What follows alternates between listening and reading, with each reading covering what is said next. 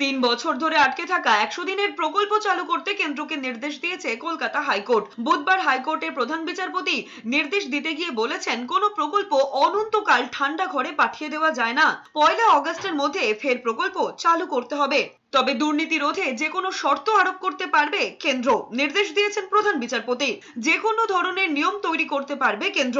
3 বছর ধরে 100 দিনের কাজ বন্ধ রেখেছে কেন্দ্র, জানিয়ে বারবার সরব হয়েছেন স্বয়ং মুখ্যমন্ত্রী মমতা বন্দ্যোপাধ্যায়। পাল্টা কেন্দ্রের দাবি ছিল, পশ্চিমবঙ্গে কেন্দ্রের দেওয়া 100 দিনের কাজের টাকা নিয়ে বিস্তর দুর্নীতি হয়েছে। প্রকৃত সুবিধাভোগীদের বঞ্চিত করে ওই টাকা অন্যরা লুট করেছে।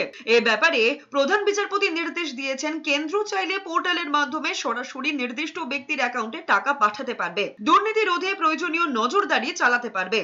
রাজ্যের সব জেলাতেই তদন্ত চালিয়ে যেতে পারবে কেন্দ্র।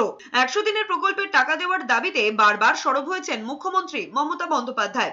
2023 অক্টোবরে রাজভবনের সামনে ধর্ণা দিয়েছিলেন অভিষেক বন্দ্যোপাধ্যায়। এই বছরই মার্চে সংসদের বাইরেও বিক্ষোভ দেখিয়েছিলেন তৃণমূলের সাংসদেরা। এদিকে আদালতের নির্দেশকে স্বাগত জানিয়ে মুখ্যমন্ত্রী মমতা বন্দ্যোপাধ্যায় এবার কাজ শুরুর পূর্বে বর্ধিত বকেয়ারও দাবি তুলেছেন।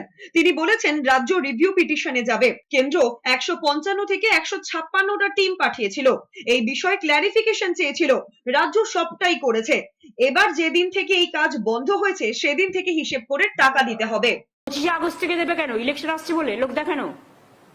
আর গত 4 বছর যারা না খেয়েছিল তাদের দিকে একবার তাকিয়েছেন? কাজ করিয়ে টাকা দেননি, লজ্জা করে না? যে এমপি এমএলএরা আপনাদের কথা অনুযায়ী পারমিশন নিয়ে যন্তর মন্তরে ধর্ণা দিয়েছিল, তারা তো কোনো অন্যায় করেনি। তাদের প্রত্যেকের বিরুদ্ধে নোটিশ পাঠিয়েছেন, থানা থেকে এফআইআর করেছেন।